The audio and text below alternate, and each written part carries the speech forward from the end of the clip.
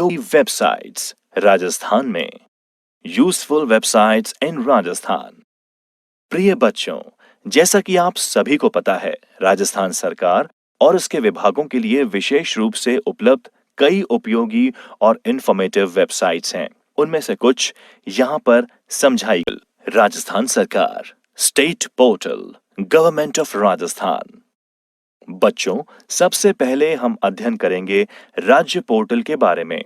इसके लिए www.rajasthan.gov.in जो राज्य सरकार की मुख्य वेबसाइट है, जिसमें प्रमुख विभागों और संबंधित सेक्शंस के लिंक हैं, उस पर क्लिक करेंगे।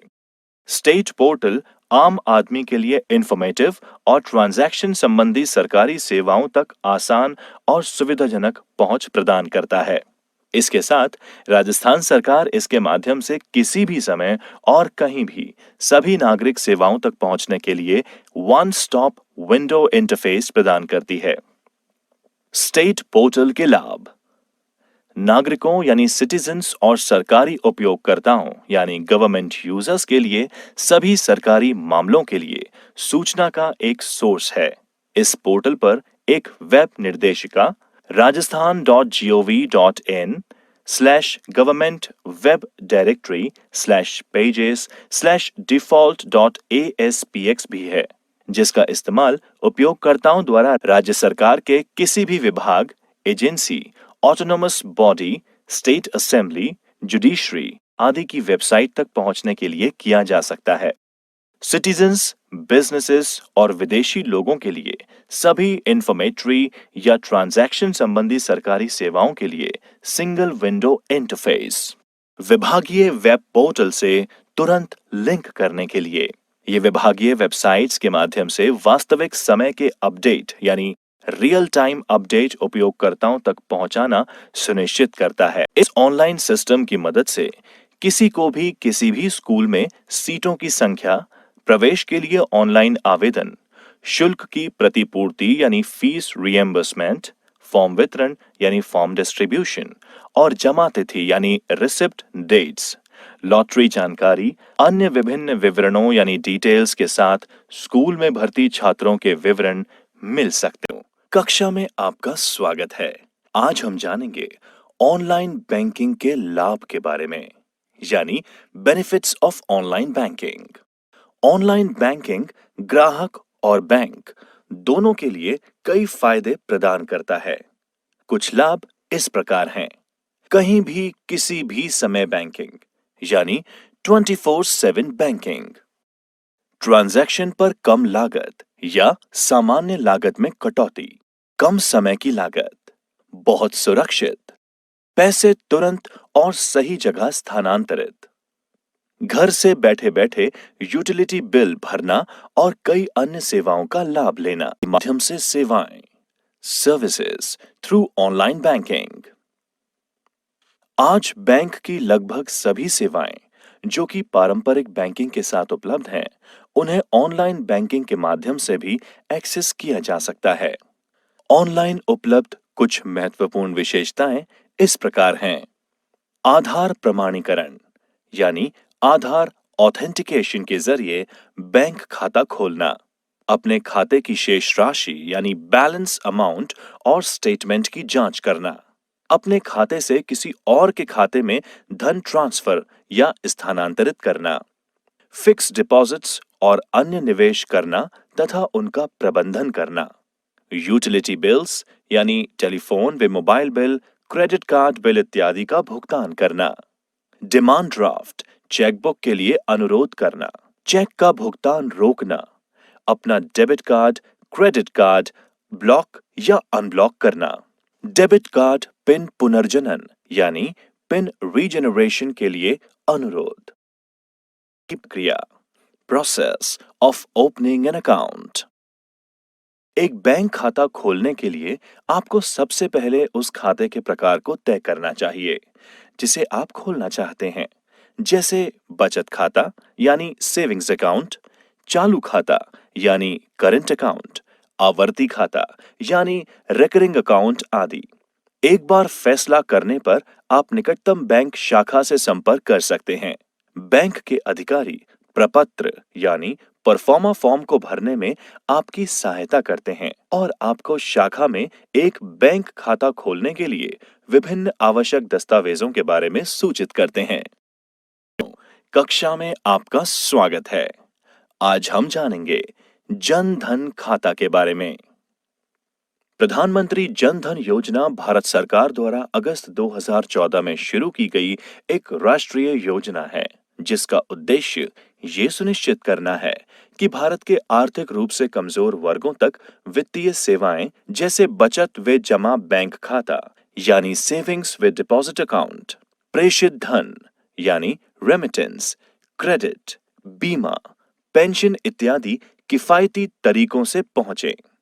प्रधानमंत्री जन धन योजना के तहत खाते खोलने के लिए आवश्यक दस्तावेज या डॉक्यूमेंट्स इस प्रकार हैं। यदि आधार कार्ड संख्या उपलब्ध है तो अन्य दस्तावेजों की आवश्यकता नहीं है। यदि पता बदल दिया गया है तो वर्तमान पते का स्वयं प्रमाणीकरण यानी सेल्फ सर्टिफिकेशन पर्याप्त है। यदि आधार कार्ड उपलब्ध नहीं है तो इनमें से कोई भी आधिकारिक वैध दस्तावेज आवश्यक है। मतदाता पहचान पत्र यानी voter ID, driving licence, PAN card, passport और नरेगा कार्ड।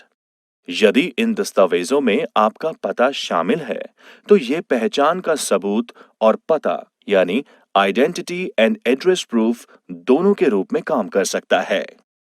यदि किसी व्यक्ति के पास ऊपर उल्लेखित आधिकारिक वैध दस्तावेज यानी ऑफिशियली वैलिड डॉक्यूमेंट्स नहीं हैं, लेकिन उसे बैंकों द्वारा कम जोखिम यानी लो रिस्क के रूप में वर्गीकृत या क्लासिफाइड किया गया है, तो वह इनमें से किसी भी दस्तावेजों में से एक को जमा करके बैंक खाता खोल सकता है।